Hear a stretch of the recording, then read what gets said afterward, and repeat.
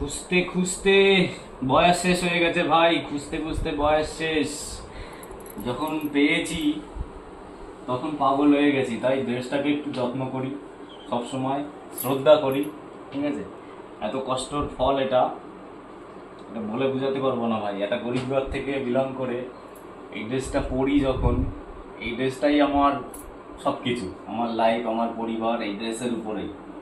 সবসময় চেষ্টা করি এটাকে পরিষ্কার পরিচ্ছন্ন রাখার। তোমরা যখন যাবে দেখবে তোমাদের নিজেদের জুতো হোক বা নিজেদের ড্রেস পাতি ধোয়ার থেকে শুরু করে সব নিজেদেরই করতে হবে।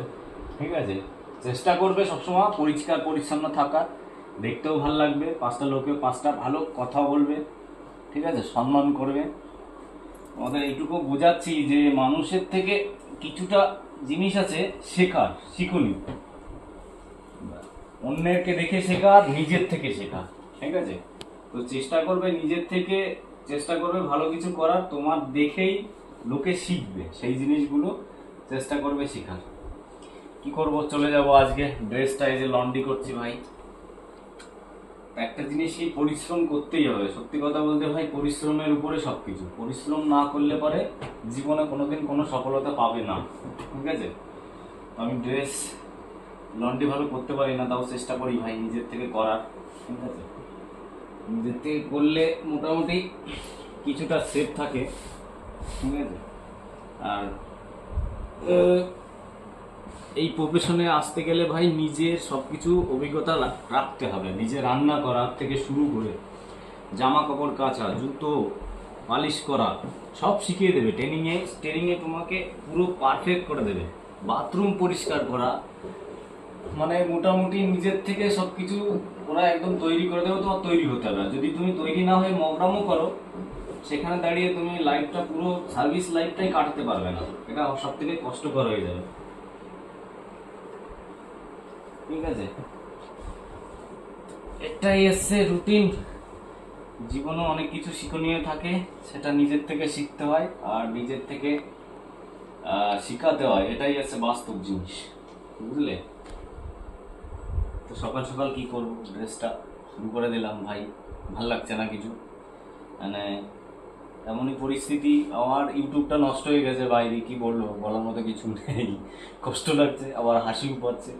নিজের থেকে বন্ধ করতে চেয়েছিলাম, অনেক খারাপ কিছু শুনেছি, যা যা হয় কপালে। ঠিক আছে, চাইনি যে এরকম পরিস্থিতি আসুক বা কোনো আমি পয়সা করি ইউটিউব থেকে কামাই, সেরকম কোনো পরিস্থিতি না। কিন্তু মানে এতটাই হেল্পফুল করছিল, সবার সঙ্গে এত লোক আসছিল, লোক ভিউ হচ্ছিল, সেটা ভালো লাগছিল দেখে। নতুন নতুন মানুষ আমাকে কোশ্চেন জিজ্ঞাসা করছে, মানুষকে হেল্প করতে পারে, আমার সত্যি বেশি খুশি লাগতো। বাস্তব সত্যি এটাই বলছি, মানুষকে হেল্প করলে, যে জিকে ক্লাস করাই, লোক না হলে ভালো, আমার নিজের থেকেও ভালো লাগে না। কম্পিটিশন হলে পরে একটা ভালো লাগে, আমি 10 জনের ভিতরে আমি কম্পিটিশন করবো, আমি ফার্স্ট হবো, সেকেন্ড হবো, এটা সব থেকে বেশি মানে আনন্দিত করে নিজেকে। ওই জন্য ভাবি আমি নিজে কোশ্চেন ধরি, নিজেই বলি যে ফার্স্ট হয়েছে, সেকেন্ড হয়েছে, মানে বলার মতো না। মানে নিজে থেকে একটা সত্যি একটা মানে একটা আনন্দিত একটা ফিল হয়, যেন একটা ভাই ভালো উত্তর করছে। এই যে অনেকে আছে, শুভ আছে, মধুমিতা আছে, রানা আছে, রানা 2 আছে, মৌমা আছে, অনেকেই আছে যে আমার মানে খুব মানে জিকে একদম এক্সপার্ট। ভালো লাগে এরকম অ্যান্সার করলো। ওই জন্য 2-3 দিন হয়ে গেল ইউটিউবে এমন বাজে পরিস্থিতি হয়ে গেছে, মানে কোনো রকম কোনো সে ভিউই আসছে না, কম্পিটিশনই হচ্ছে না। ঠিক আছে, ভালোও লাগছে না, কি যে হচ্ছে বুঝতে পারছি না। বাড়িতে কেটে গেল, ভাবলাম তোমাদের একটু হেল্পফুল হবে ওটার জন্য। ঠিক আছে, তো একটাই কথা বলবো ভাই, জীবনে কষ্ট করো, কষ্ট করলে সাকসেস অবশ্যই আসবে। কষ্ট করেছি বলে আজকে ড্রেসটা লন্ড্রি করতে পারছি, বা লোকরে দিয়েও লন্ড্রি করাতে হয়। তো কখনো কখনো নিজে করে নিতে হয়, সবকিছু লোকরে দিয়ে করালেও চলে না। ঠিক আছে, নিজের কাছে করলে একটা